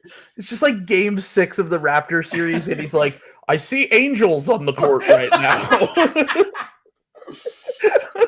Kemba, I'm not going to lie. Your face looks like the face of Mammon. It's terrifying to me. You guys run this play. Oh my God, I don't even know how we got on there. Brad Stevens another doing classic, Ketamine, another classic YKB tangent, baby. Let's go. Let's go. He's a different beast. All right. All right. Back to our things. But yeah, Gary Trent Jr. I'm gonna go with the Heat. Don't know how he gets there. They would need to attach picks to Duncan Robinson, but I feel like they would like figure some shit like that out. So yeah. Okay. No. So they do have 2 first-round picks available to them, which I did see a report today, made me laugh, and it was like the Heat are scouring the NBA to see what they can get for Dwayne Dedman, Duncan Robinson, in their first-round pick this year. Right. And I'm like, best of luck. Ben Simmons? Are you interested in Ben Simmons? I literally tweeted that with that one, like me trying to date in New York on a 42K salary. That's like what I felt. Like, any takers, anyone. I'm a great guy. I'm very funny. Anyone. I have to take public transportation to your house. I cannot afford Uber. Yeah, I was gonna say, I need to live with you. I need a 1-bedroom. The reason I'm on these dating apps is I can't afford to live by myself. So please. Same. Literally also my experience in New York City. I can relate heavily to this bit. It's not a bit, it was our lives. Yeah, it's too expensive to be single in New York. You got to get cuffed up. You got to parachute. Legitimately. Yeah. I mean, my girlfriend, she moved into my place 2 months after we started dating, and everyone was like, isn't that a little early? And then I'm like, have you seen rents? Yeah, I cannot afford this. I would do that now. I don't care if she's asking for my credit card numbers. I'll lose less money moving her in than I am getting on the credit card theft. 100%. She could be scamming me, and I would be saving money. Yeah. She got like whatever. My credit score is already dog shit. Go for it. Gives a fuck, dude. Come on. We live in New York. We don't care about our livelihood. Come on, New York, city of angels. Hey, yeah. All right, but anyway, we said you want to find some good ketamine there. Brad Stevens in New York in the K-hole. Okay, so my next one, I think Bojan stays. I don't think they're moving Bojan. I know that some people there was a guy on Twitter earlier who was like, I've seen him before because he works for the NBA. He like works on their app. Okay. And so it says NBA app, and then he has like a verified check mark, not the Twitter blue one, but like a real one. And everyone's like, how did he get this check mark? And I'm like, well, like, I know people that were journalists a decade ago that still have their check mark. Like, and then like they work in like marketing now or some shit. Like, it's like you get it being involved with an organization sometimes. And he said his trade was the Sixers trade Tobias Harris to the Lakers and with Furkan Korkmaz. Russell Westbrook goes to the Pistons with picks, and then the Sixers get Bojan, Marvin Bagley, and Nerlens Noel. And I was like, and also he included at the end there, the Lakers don't want to give up their first round picks. And I'm like, so why are the Pistons taking on Russell Westbrook? Because we can't trade first. Yeah. So that doesn't make any sense. They're just taking Russell Westbrook to get off the Marvin Bagley and Nerlens Noel money, but they're also sending Bojan, who they've turned down first round picks for. Yeah, exactly. They like clearly value him for whatever. I mean, he's good, but like it is kind of crazy how they value him, considering like Cade Cunningham is like not good, and it's gonna be a while before they could like compete. I'm not even like trying to be shitty. Like I just like. The Pistons are so far away from competing. Like they're not going to be good next year either. That's what was so confusing to me. It's like, why did you let Jeremy Grant go if your goal was to compete? Because Jeremy Grant is going to help you. And you made this argument last year when he was still on the Pistons. You're like, I would just keep Jeremy Grant. He's good. Yeah. I don't want to trade guys that are good. Like, Yeah. unless I'm getting back real value, and they only got 1 first-round pick for him. So, like, yeah, I'm kind of thinking that the Pistons might have I think they over anticipated how good Cade would have been this year, and then also his injury, and then also Ivy being like raw developmental guy who might not even end up being good. Like, I think that once again, them and the Rockets are probably the 2 teams that need to hit on the Wemby Scoot picks more so than any other teams in the NBA. But like, the thing about the Pistons is like, they want to have good spot up shooters around Cade and whoever they draft, which makes sense because they don't have a ton of shooting. So like, they want to keep Burks and Bojan, it sounds like, to have those spot up shooters. But like, Bojan's like 34, dude. Like, let him go to a contender, dude. Like, come on. Like, Jeremy Grant at least was young. He's like 28. Like, yeah. Before I shit on the Pistons, let me see what the Celtics Pistons score is before. Like, so this might be. I mean, if you guys are losing that, then I'm worried about you. Yeah, 191. Okay, with 4 minutes left in the. Yeah, you guys. Closer than I would like, but it's fine. I was gonna say if we lose that game, I would be very upset. Yeah, I think just, you know, long story short, with those guys, I would trade Bojan, but I don't think they're going to, because because I would have taken the first round pick that came my way. I gave up 2 seconds in Kelly Olynyk and I got a first back. Awesome. Yeah. Good job. Especially because of the age of Bojan. Like, Bojan could very easily fall off a cliff after this season, and then you just have a guy who has no trade value, and then you didn't sell on him, and it's like there's a risk factor involved with that for sure. And I actually said, it was funny because I was looking through this and I was like, the most unbelievable thing is Russell Westbrook going there. And maybe they just want to free up cap space, but that still doesn't make any sense to me. So I went on this guy's page and he was victory lapping over getting the Kyrie Irving trade. He actually got the Kyrie Irving trade almost exactly right. He said, that's pretty impressive. Yeah. But he was saying, as if he had inside information, he said Spencer Dinwiddie, Dorian Finney-Smith, and then probably a first round pick. And I was like, I mean, it's basically exactly right. There were 2 seconds, but who cares about that? Yeah, right. And but then I looked at the time that he tweeted it when he was victory lapping on it, being like, you guys didn't believe me. He tweeted it like 20 minutes after the Kyrie trade request went public. So I'm like, there's no way you had this information that this was going to be the trade. Like, no one knew for a day. Like, I heard these kind of packages a day later, but like, I didn't like, so I was speculating. That was trade machine. I mean, hey, fair play though. Whatever you call a trade, right? I got the Kemba Walker Al Horford swap right, and I'm still victory lapping over that one. That was a big one. That was a big win for me. It feels good when you get that. Like, we got Alec Burks to the Sixers a few years ago. Was one that we were calling all year. We felt good about that one too. Yeah. Well, I really like that one because everyone was shitting on me, or a lot of people were shitting on me in Celtics. We were like, Kemba's good. This is bullshit. Al Horford's old, and it like totally saved our season. Like it would have changed your fortunes. Yeah, really. Like it saved the Jason Tatum trade. We'd be talking about the Jason Tatum trade request if that like hadn't happened. So. It's probably a good point, actually. Yeah. So shout out to Brad Stevens. I was going to say Kemba would still be under contract. This is the last year of his max. Yeah, which is wild. That's brutal. Jeez.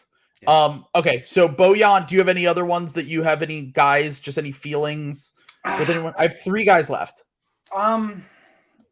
You go with your guys and let's see how many we overlap. I'll let you know if I have anybody that we didn't touch on that I think is important. Okay. By the way, really sad the John Wall thing. It just sucks that like it sounds like he might get bought out. Like I just feel really bad about that whole situation. But and once again, this one might just be more of a gut feeling.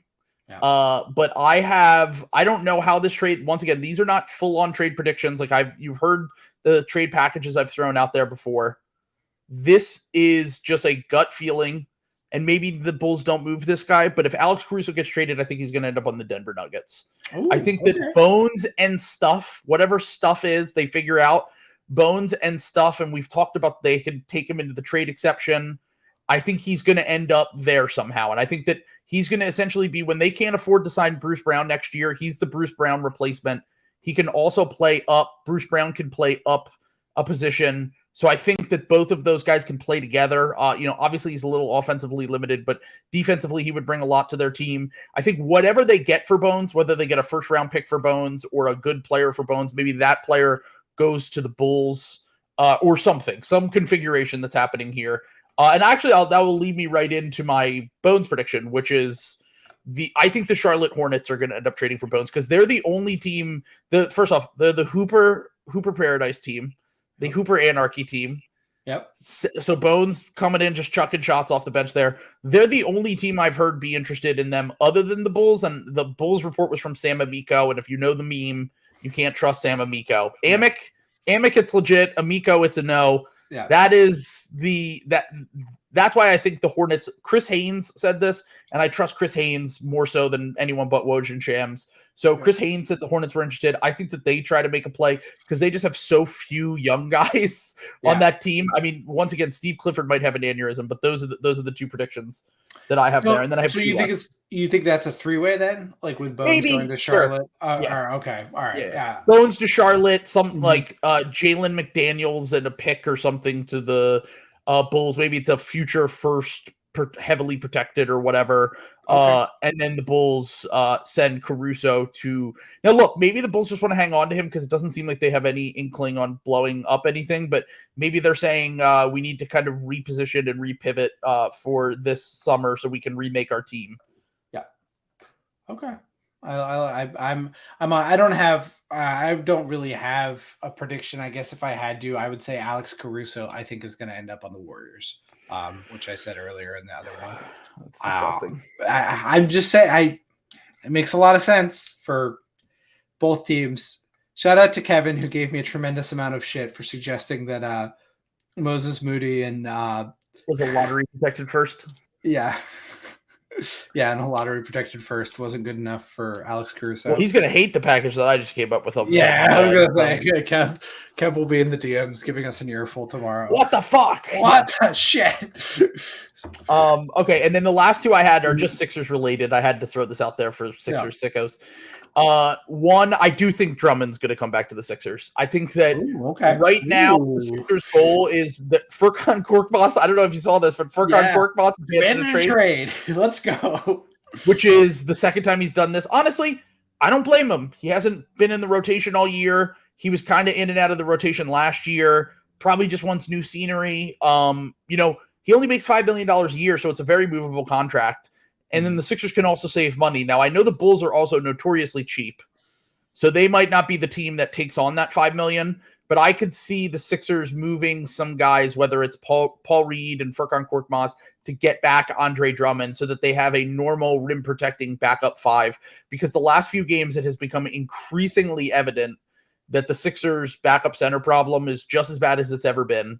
And I talked about this a little bit earlier with someone on Twitter. I prefer the Vanderbilt option of going small, get the 4 who can play the 5, is a versatile defender, you can maybe survive those minutes in the playoffs.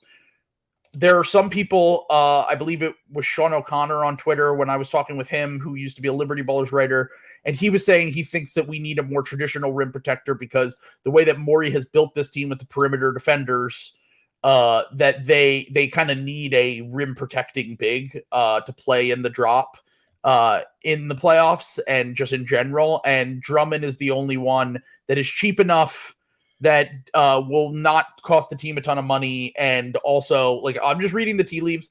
I know some of the writers like Bodner and Newbeck who are plugged in and like know stuff, and they're like smart and good writers. They are both saying that like they think the most likely thing is that the Sixers dodge the tax. They've both also floated out the idea of the backup center thing. I would be shocked if they didn't, and I think that this is a way to address both of the backup center and the tax problem, where you can shed some money and you can get a normal backup center. I just think that, and Doc loves Drummond, dude. Like, he's like a son to him. Like, so at least Doc will play him is the one thing. Is like, as much as I love Vanderbilt, like there is a possibility we get Vanderbilt and then Doc just is like, he's 23, he's not playing. So like, there's that. There's always that possibility with Doc. So, and then also someone I didn't mention, or I mentioned earlier.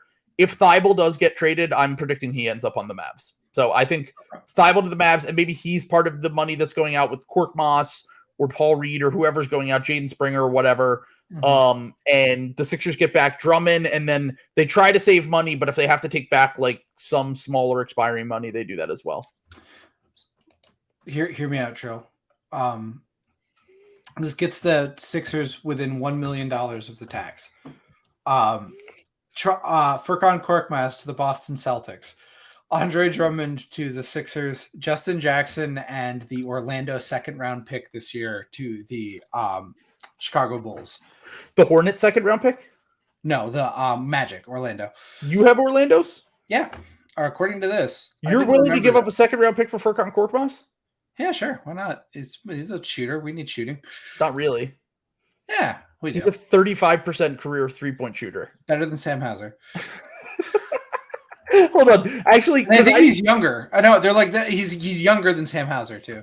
25. Yeah, he's still 25 somehow. That's amazing. Yeah. But it is funny. I do think that Furkan's shooting was affected heavily. He had an injury last year and he couldn't shoot for shit. And he shot 28%. He shot 34% on small volume this year. But the one outlier year he shot over 40%. And other than that, he's been in the 30s. That was the one thing I kept trying to tell people. Like, I had Lakers fans hit me up like, yo, what's like, because they're like, we have no one to trade for. Like, is Korkmaz like a guy? Like, and I was basically like, I had a guy DM me and I was like, honestly, dude, like, for what the Lakers need, absolutely not. Like, I've kind of always said I've called Korkmaz a homeless Luka before. Like he's kind of a guy who needs the ball more to be successful. I think that he would work offensively in a system that's like a movement system where he can kind of, go. He's a good read and react player, and he's a smart player. But Brad Stevens system. Let's go. Well, there you go. And then the problem with Furkan is that his defense is just he can play the passing lanes and he can play within a team concept and do okay, but he's just so slow. Like he's really, really like laterally not fast at all. Guys blow by him all the time. So like he's a tough fit on a lot of winning teams, but I'm kind of still holding on to like a little bit of hope that if we trade him to like a normal team like the Spurs, maybe the Warriors don't want him, but like a team like the Warriors, like the Heat probably wouldn't want him either. But Oklahoma City, just get him to a team that has some movement, that has like that can let him cook with the ball. I always used to joke. You remember how they used to do with Kendrick Perkins? How they used to be like, you got to get Perk involved. You got to give him Perkins touches. Perkins touches. You get 2 post-ups beginning of the game. I always said you got to let Ferk cook for like 2 or 3 minutes to get into the rhythm, get into the groove of a game, and then he would play well. But if you just ask him to stand in the corner, he's not going to play well. Like he's just not. He's a rhythm player, and he's just never going to be good. So here's the thing. He's not worse than. He's absolutely not worse than. Sam Hauser. Are we sure? Justin Jackson. Yeah, he's probably better than Justin Jackson. Yeah. The Celtics are not going to use all these second round picks. These guys are just going to show up to training camp and immediately get cut on the current Celtics roster. Bulls could actually use that. And your beautiful 76ers get a $5 million trade exception for trading Korkmaz. Let's go. So need that trade exception, baby. Give me a trade exception. It might be important for you guys later. You guys are cash strapped. It gets you under the tax, and then you could just get someone next year. Well, look, dude, I think we should be looking at movement shooters to replace Korkmaz. Someone maybe like Isaiah Joe, or I wonder. It's so annoying to me that like we hung on to Springer and Korkmaz picked up Springer's option instead of making him an expiring contract this year that we could have just moved at the deadline. Yeah. And we have Korkmaz under contract for next year. We have House under contract for next year. Those guys would be so much more valuable as expiring contracts at this deadline that for teams that just want to get off money. That they would have so much more. And then we also lost Isaiah Joe. So it's like, and we just have an open roster spot. That's what's just so annoying about this is like, I kind of went on a tangent earlier today and I'm like, if they cheap out and they duck under the luxury tax at this fucking deadline and that's all they do, this team is not ever winning anything. Like for real. Like they just have too many.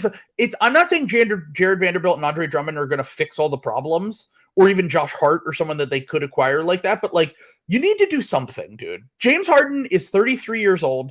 Joel Embiid is having another MVP season, and you clearly have too many flaws that have been exposed over the past week or two that mean that you need to be able to cover that shit up by the time you get to the playoffs. Because, look, there are certain matchups they might just not ever be able to win without some luck, but, like, give yourself every chance, dude. Give yourself so many rotation players. Like, I didn't want to move Thibault a week ago because I felt like he could be whatever, but, like, if he could get you an upgrade, sure, let's do it. I also looked at his playoff on-offs with Embiid, and I almost threw up in my mouth because he's like horrible anytime he's on the court in the playoffs. But long story short here, make a fucking move, dude. You got 3 days. We'll see you on. We'll be here on Slop Fest on Thursday, and I just need to see them be fucking serious for once.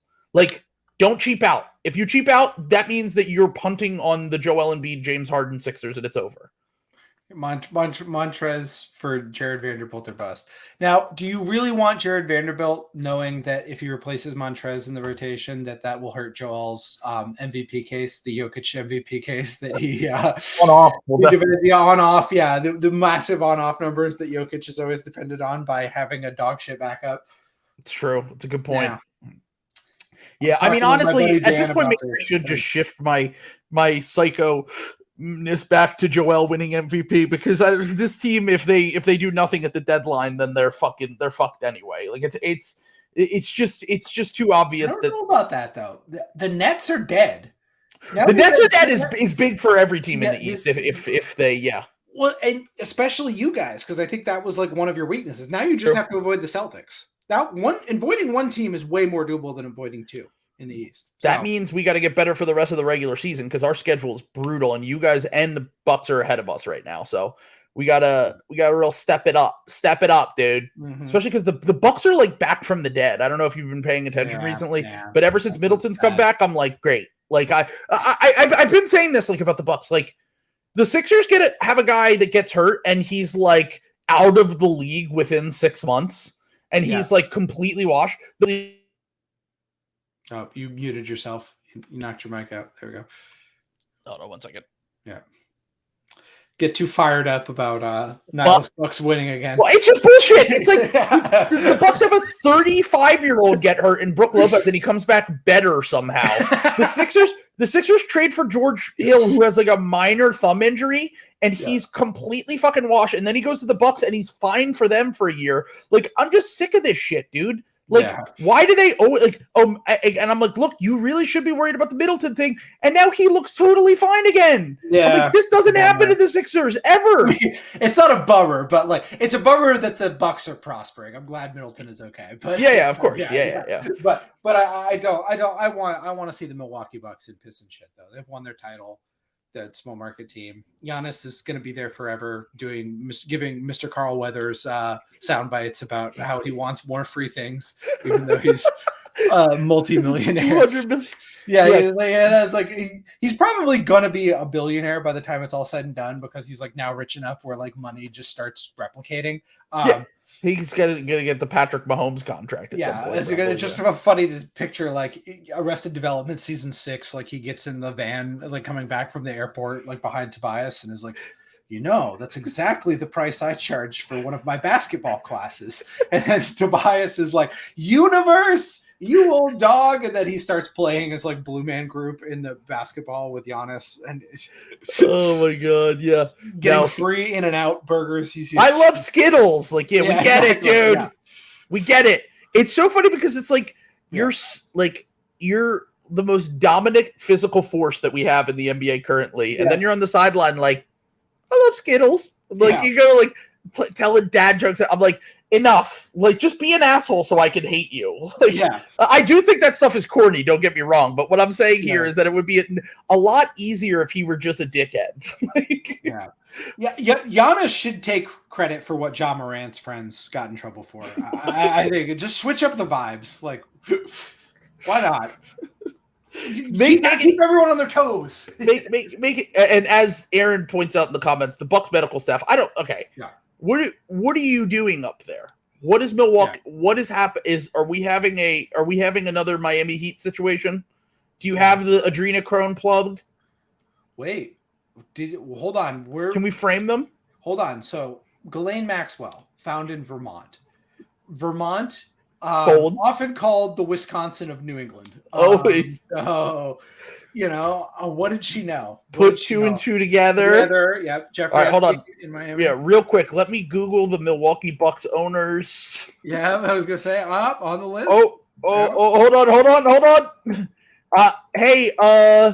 on. Didn't come up. Mark Lazary. Mm-hmm. We're on to you, bud. Yeah, I was gonna say parody satire. Parody satire. But you do have Aaron Rodgers ayahuasca connection. That's true. Yeah. He's healing. He's growing. Yeah, no, I mean, I it's also like very funny because I think it's probably because Milwaukee, like, doctors are just battle hardened. Like, they're the hardest people in the world to keep alive because they're just like drinking all the time and like Who is?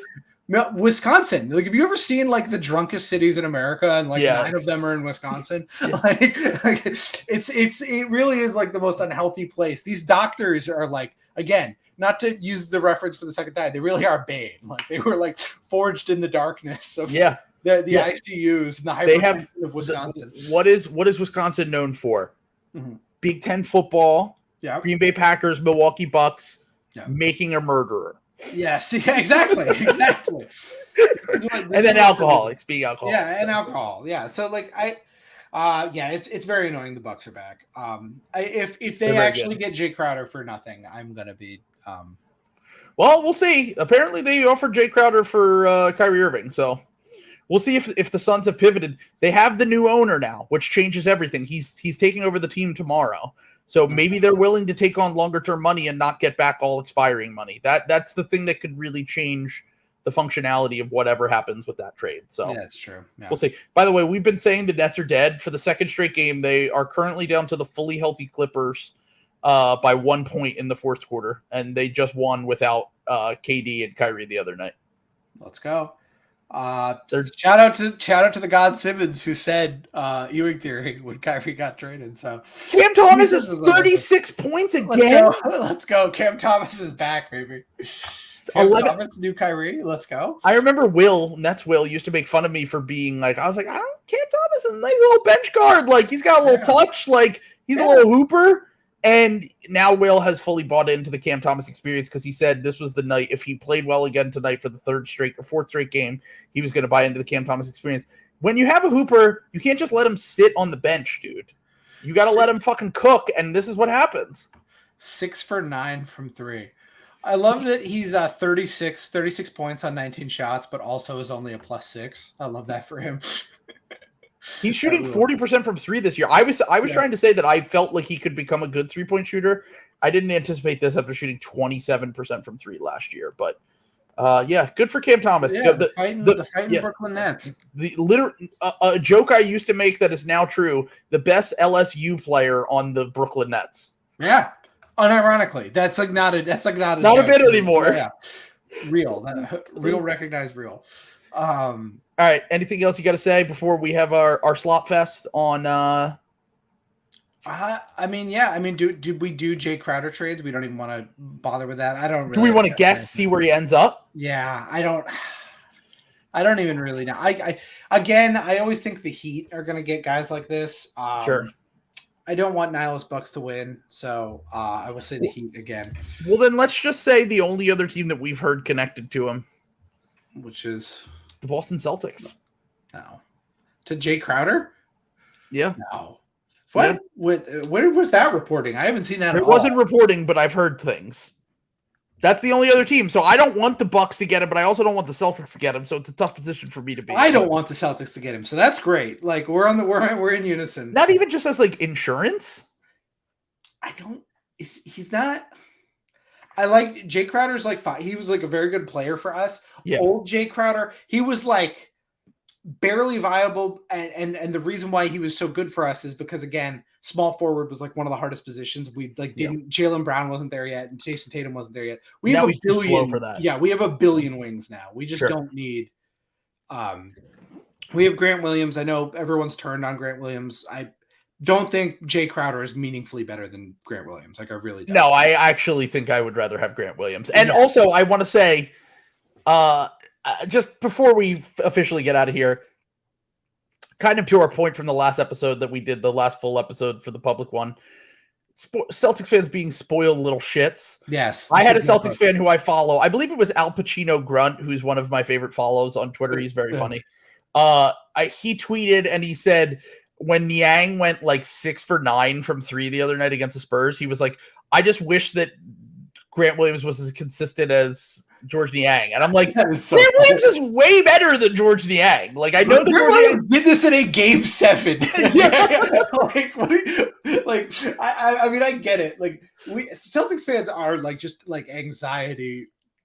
It really is insane. Like, how I get it, because like it kind of seems like it's falling apart when they got off to like such a good start, but like also like calm the fuck down. Number 1 in the NBA and number 1 in point differential with like your net rating is number 1. You're the number 1 seed in the Eastern Conference. You're 37-16. Yeah, I don't want to hear about your 8th man or 7th man struggling in a regular season game in February. Yeah, like it turns out that Sam Hauser is bad, and guess what? That's fine. It doesn't matter. And by the way, Sam Hauser still shooting 39% from 3, which is way better than Furkan Korkmaz. So just want to throw that out there. Yeah, but what is it like the last fight? He was shooting like 60%. Yeah, well, that might not have been sustainable. Maybe not. He's been shooting like 20% now. It's sad. All right. Well, unless there's any emergency streams, I will be doing a stream during the Celtics Sixers game on Wednesday. I figured you might want to rest up for Slop Fest on Thursday, so no pressure to join for that one. I'll stretch out. We'll see. I will be doing Sixers Celtics on Wednesday in anticipation of Slop Fest. And then we're going to be going all day on Thursday, so please join us for that. So talk to you soon. Peace.